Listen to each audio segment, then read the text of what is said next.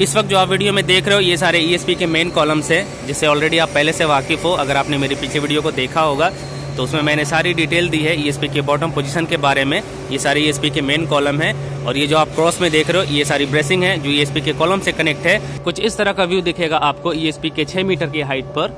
ये सारे हॉपर्स हैं जो आप वीडियो में देख रहे हो। ये सारे हॉपर्स में क्लैडिंग शीट लगी हुई है। ये सारी क्लैडिंग शीट है और इसके अंदर में इंसुलेशन लगा होता है।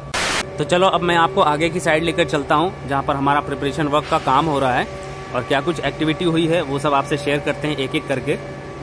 जैसे आप थोड़ा नोटिस करना, आप ये सभी हॉपर्स को देखो, कुछ इस तरह से आपको सारे हॉपर्स दिखाई देंगे ESP की बाहर की साइड से। जब भी आप ESP को बाहर की साइड से देखोगे तो कुछ इस तरह के सारे हॉपर्स आपको दिखाई देंगे। अब इस क्लैडिंग शीट के अंदर में क्या होता है, ये जो क्लैडिंग शीट लगी हुई है सारे हॉपर्स में, इसके अंदर में क्या क्या चीजें होती हैं, उसे किस तरह से रिमूव किया जाता है किसी भी काम को करने से पहले, वो सब आपको अब मैं बताने वाला हूँ एक एक करके। सो आप वीडियो को अच्छे तरीके से देखना और समझने की कोशिश करना। ये देखो, ये मैनहोल है नीचे की साइड का, ये इस हॉपर्स का मैनहोल है नीचे की साइड का। एक इसी तरह का मैनहोल ऊपर में होता है मिडिल एलिवेशन पर, और इसी मैनहोल से लोग हॉपर के अंदर जाते हैं, ये बॉटम साइड में, और ऊपर में जो होता है वो मिडिल एलिवेशन पर होता है। तो मिडिल एलिवेशन पर जाने के लिए सेम इसी तरह का मैनहोल होता है सारे हॉपर्स में, मतलब कि एक मैनहोल में 2 हॉपर्स। अभी आपने देख लिया ना, ये सारी क्लैडिंग शीट लगी हुई है सारे हॉपर्स में। और अब हम लोगों ने क्या किया है काम करने से पहले, ये देखो अब आपको चेंज दिखाई दे रहा है ना, ये भी हॉपर्स है पर इसके ऊपर की क्लैडिंग शीट और इंसुलेशन को रिमूव कर दिया गया है। ऐसा उसी हॉपर में किया गया है जिसमें हमें काम करना है, मतलब कि जिस फील्ड में हमें काम करना है। 2 हॉपर मिलाकर 1 फील्ड होती है और उस तरह से 4 हॉपर मिलाकर 2 फील्ड। तो अगर मैं बात करूं कि पास D में हमें कितनी फील्ड में काम करना है, तो टोटल 6 फील्ड में हमें काम करना है पास D में। तो उस हिसाब से 12 हॉपर्स के इंसुलेशन को हटाया गया है। और इधर आप देखो, इधर आपको और चेंज देखने को मिलेगा। ये सामने की तरफ आप देखो, ये हॉपर प्लेट को भी कट करके रिमूव करके शिफ्ट कर दिया गया अंदर की साइड में। इस वाले में भी सेम, उधर वाले में भी सेम, मतलब कि 4 हॉपर की हॉपर प्लेट को कट करके शिफ्ट कर दिया गया है अंदर की साइड में। और अभी थोड़ी देर पहले आपने जो देखा इस वाले को, तो इसे अभी नहीं किया गया बिकॉज अभी हमें इसमें काम नहीं करना है। अभी स्टार्टिंग के 4 हॉपर में सारा इरेक्शन का काम होगा, मतलब कि 2 फील्ड का इरेक्शन करना है। सारे इंटरनल इक्विपमेंट को असेंबल करना है एक एक करके। ये जो आप हॉपर खाली देख रहे हो ना, आने वाले कुछ महीने के बाद पूरा भर जाएगा। वो सब किस तरह से होगा आपको आने वाली वीडियो में पता चलेगा। तो सबसे पहले मैं आपको ये बताता हूँ कि जो आप क्लैडिंग शीट देख रहे हो कुछ इस तरह की जो इधर लगी हुई है, ये क्लैडिंग शीट जब इसको रिमूव करेंगे तो आपको ये सामने जो इंसुलेशन देख रहे हो कुछ इस तरह का इंसुलेशन आपको हॉपर में लगा होता है चारों साइड में। ये देखो, ये इंसुलेशन है और इस इंसुलेशन के बारे में मैंने इन्फॉर्मेशन दी है आप लोगों को ऑलरेडी पहले। छाबड़ा थर्मल पावर प्लांट, उसके बाद Ramgarh gas thermal power plant, Unchahar thermal power plant, जब ये सभी वीडियो मैं अपलोड कर रहा था ये तीनों प्लांट से रिलेटेड, तो वहां पर मैंने इन्फॉर्मेशन दी है इंसुलेशन से रिलेटेड, ये इंसुलेशन को क्यों लगाया जाता है। सो अब इस टॉपिक पर बात करने से बेटर है कि मैं आपको आगे की इन्फॉर्मेशन शेयर करूं। तो देख लिया, ये क्लैडिंग शीट, उसके अंदर ये इंसुलेशन लगा होता है और इसी इंसुलेशन को हटाने के बाद ये आपको हॉपर हीटर दिखता है। ये चारों साइड में लगा होता है, इसे हॉपर हीटर बोलते हैं। इस हॉपर हीटर का क्या काम है वो भी आपको थोड़ी देर में बताऊंगा। इस तरह के 2 हॉपर हीटर लगे होते हैं, ये नीचे की साइड का है और ऊपर में देखो ये जो आप हॉपर हीटर देख रहे हो ना, ये बहुत कॉस्टली होता है। तो इसे बहुत सेफ्टी के साथ बहुत केयरफुल होकर रिमूव करना होता है, मतलब कि वहां से उसे हम लोग शिफ्ट कर देंगे नीचे की साइड में। सिर्फ एक हॉपर हीटर को हमें हटाना है। ये देख रहे हो जितने भी नट बोल्ट वगैरह लगे हुए हैं, वो जो वायर लगी हुई है सभी को रिमूव करना पड़ेगा। उसके बाद उस लोकेशन से उसे हटा के नीचे की साइड में शिफ्ट करेंगे और ये केयरफुल होकर करना पड़ेगा। अगर डैमेज हो गया तो फिर हमें पेनल्टी देनी पड़ेगी। एक हॉपर हीटर की कीमत आई थिंक 50 से 60 हजार रुपए है और ये अलग अलग प्राइस हो सकता है अलग अलग कंपनी के हिसाब से। बात करें इस हॉपर हीटर की, तो ये हॉपर हीटर अमेरिका से आया है, USA की न्यू जर्सी से आया हुआ है, जिसे इम्पोर्ट किया गया है। ये बाहर का है, नॉट इंडिया, ये इंडिया का नहीं है। तो उससे आप अंदाजा लगा सकते हो कि ये कितना कॉस्टली होगा। हमें यहाँ पर जो भी काम करना है या इस वक्त जो काम हो रहा है प्रिपरेशन वर्क का, वो बहुत सेफ्टी के साथ और केयरफुल होकर करना पड़ेगा ताकि चीजें डैमेज ना हो। अगर डैमेज होंगी तो उसकी पेनल्टी लगेगी और बातें अलग से सुननी पड़ेंगी। तो इसलिए सारी चीजों को बहुत सही तरीके से करना है और बाद में सारी चीजें एज इट इज रिस्टोर करके देनी है। मतलब कि जो चीजें हम जहां से हटाएंगे, जो रिमूव करेंगे, जो डिसमेंटल करेंगे, वापस उसे एज इट इज कनेक्ट करके देना है। इस हॉपर हीटर को अभी हटाएंगे, फिर बाद में वहीं पर लगाएंगे एज इट इज। अगर ये हॉपर प्लेट कट करेंगे तो उसे वापस एज इट इज़ वेल्ड करना होगा, तो सारी चीज़ें रिस्टोर करके देनी है। इस तरह का इंसुलेशन लगाना होगा, फिर ये क्लैडिंग शीट लगानी होगी। इन शॉर्ट, ये जो आप सामने हॉपर्स देख रहे हो, ये जितने भी आप हॉपर्स देख रहे हो, तो अभी जो कंडीशन में आप हॉपर्स देख रहे हो, सेम ऐसे ही कंडीशन में ये सारे हॉपर्स हमें करके देना है। यहाँ पर टोटल 12 हॉपर्स में हमें काम करना है। ये सेकेंड लाइन के हॉपर्स है, उससे पहले वहाँ फर्स्ट लाइन वाला आपने देखा, ये सेकेंड लाइन का। और बात करें इधर थर्ड लाइन की, ये भी आप देख लो, ये देखो आप, इससे आपको अंदाजा हो गया कि हमें कितने हॉपर्स में काम करना है। फर्स्ट वाले में 4, सेकंड वाले में 4 और थर्ड वाले में 4। तो इधर के भी इंसुलेशन को, क्लैडिंग शीट को रिमूव कर दिया गया है, सिर्फ इस वाले का बाकी है, बिकॉज अभी इसका डिसीजन पेंडिंग है, इसमें करना है या नहीं करना है। वो जब डिसाइड हो जाएगा तब हम इस वाले की क्लैडिंग शीट और इंसुलेशन को रिमूव करेंगे।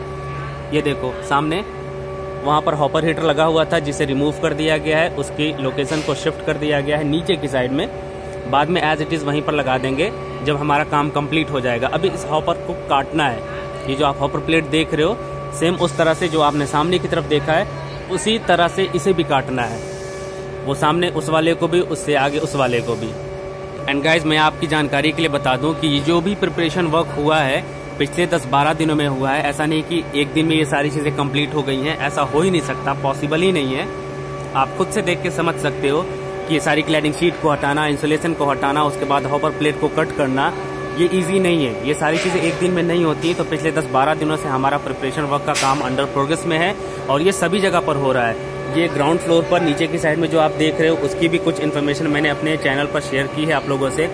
ये 6 मीटर का एलिवेशन, मतलब कि 6 मीटर की हाइट, यहाँ पर भी ये सारा प्रिपरेशन वर्क हुआ है। और अभी बाकी जो चीज़ें हैं वो होंगी आने वाले दिनों में। इस तरह के सारे हॉपर प्लेट को कट करना है। अभी तो सिर्फ एक लाइन को कट किया गया है, उसके बाद मिडिल एलिवेशन पर भी कुछ काम हो रहा है, टॉप एलिवेशन पर भी कुछ काम हो रहा है। वो सब कुछ आपको पता चलेगा हमारे चैनल पर आने वाले कुछ दिनों में।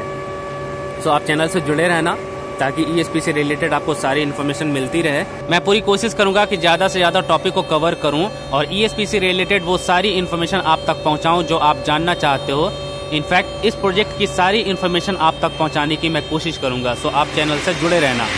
इस तरफ में जो भी प्रिपरेशन वर्क हुआ है वो आपने देख लिया अभी थोड़ी देर पहले। मैं आपको एक बार फिर से दिखाने और समझाने की कोशिश करता हूँ क्या कुछ एक्टिविटी हुई है इस तरफ में, मतलब कि हॉपर नंबर 1 में। और हॉपर नंबर 1 से लेके हॉपर नंबर 4 तक की सारी इन्फॉर्मेशन मैं आपको अभी बताने वाला हूँ।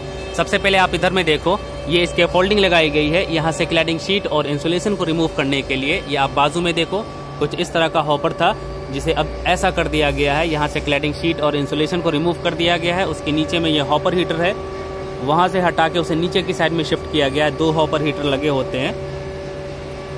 ये जो स्कैफोल्डिंग है अभी ऐसे ही रहेगी, बिकॉज ये ब्रेसिंग कट करना है, रिमूव करना है, उसके बाद ये स्कैफोल्डिंग को हटा दिया जाएगा। आने वाले कुछ दिनों के बाद जैसे वो हमारा 4 फील्ड का इरेक्शन हो जाएगा, 2 फील्ड का 4 हॉपर का इरेक्शन हो जाएगा, तो उसके बाद वो नेक्स्ट वाले हॉपर को कट किया जाएगा। ये 3rd लाइन का हॉपर है, इसे एंड में कट किया जाएगा। ऐसे बारी बारी करके हमें 2 फील्ड इरेक्शन करना है। टोटल 6 फील्ड है पास डी में, और जो यूनिट नंबर 2 में पास सी हमें दी गई है उसमें 4 फील्ड हैं। तो टोटल 10 फील्ड का इरेक्शन करना है। इंटरनल ESP का इरेक्शन, वो सब कैसे होगा आपको आने वाली वीडियो में पता चलेगा। सो गाइज, ये आपने देख लिया इधर का। अब आपको आगे की तरफ लेकर चलते हैं और बताते हैं क्या कुछ हुआ है। ये देखो, इधर में भी स्कैफोल्डिंग लगाई गई है, यहाँ से इंसुलेशन और क्लैडिंग शीट को रिमूव करने के लिए। यहाँ से हॉपर हीटर को नहीं हटाया गया है। अभी आपने थोड़ी देर पहले देखा था, कुछ इस तरह का हॉपर हीटर लगा होता है हॉपर के चारों साइड में, और इस एक हॉपर हीटर की कीमत 50 से 60 हजार रुपए होती है। तो ये एक हॉपर हीटर को रिमूव करना है वहां से और उसे नीचे शिफ्ट कर देंगे।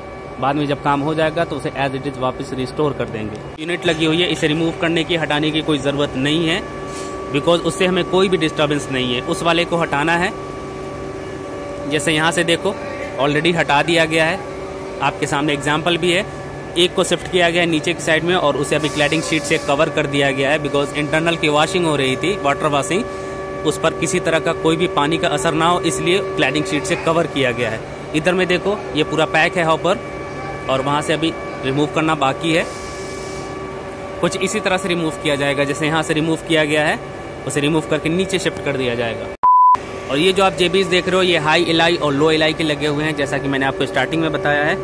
अब आपको आगे की तरफ लेकर चलते हैं। ये देखो, ये पूरा का पूरा एरिया को खाली किया गया है, बिकॉज हमारा जो भी मटेरियल है ये इस पे इंटरनल का वो सब नीचे से आएगा इसी रास्ते से और ये हॉपर के अंदर जाएगा। वो सब कैसे होगा आपको आगे पता चलेगा। तो ये कुछ एक्टिविटी हुई है अभी यहाँ पर पिछले 8-10 दिनों में। ऐसा नहीं कि ये सारी चीज़ें एक दिन में कंप्लीट हुई हैं, यहाँ पर बहुत सारी एक्टिविटी हुई है। मैं आपको एक एक करके बताने और समझाने की कोशिश करता हूँ। सबसे पहले बात करते हैं हॉपर के बारे में। तो ये हॉपर कुछ इस तरह का था, ये जो आप देख रहे हो चारों साइड से क्लैडिंग शीट लगी हुई थी उसमें। तो सबसे पहले वो क्लैडिंग शीट हटाई गई है, उसके बाद इंसुलेशन हटाया गया है, देन उसके बाद हॉपर की जो प्लेट आप अंदर के साइड में देख रहे हो ना, उसे कट किया गया है। देख लो उस लोकेशन से, वहां से लेके पूरा ये ऐसे बॉटम पोजीशन से इस तरह से पूरा कट करके अंदर की साइड में शिफ्ट किया गया है 2 चैन ब्लॉक के थ्रू। एक बाहर की साइड में चैन ब्लॉक लगाया जाता है, वो हुक लगा हुआ है वहां पर, और एक अंदर की साइड में चैन ब्लॉक जो अभी भी लगा हुआ है, आप देख सकते हो वो। और उसी 2 चैन ब्लॉक के थ्रू उसे अंदर की साइड में शिफ्ट किया गया है। बाहर वाले चैन ब्लॉक को खोल दिया गया, अंदर वाले को अभी रखा गया है, बिकॉज पूरा लोड अभी उसी के ऊपर में है। अगर उसे हटा देंगे तो ये प्लेट बाहर आ सकती है। बाद में जब हम इस प्लेट को लॉक कर देंगे क्लिप के थ्रू, तब उस चैन ब्लॉक को हम खोल सकते हैं।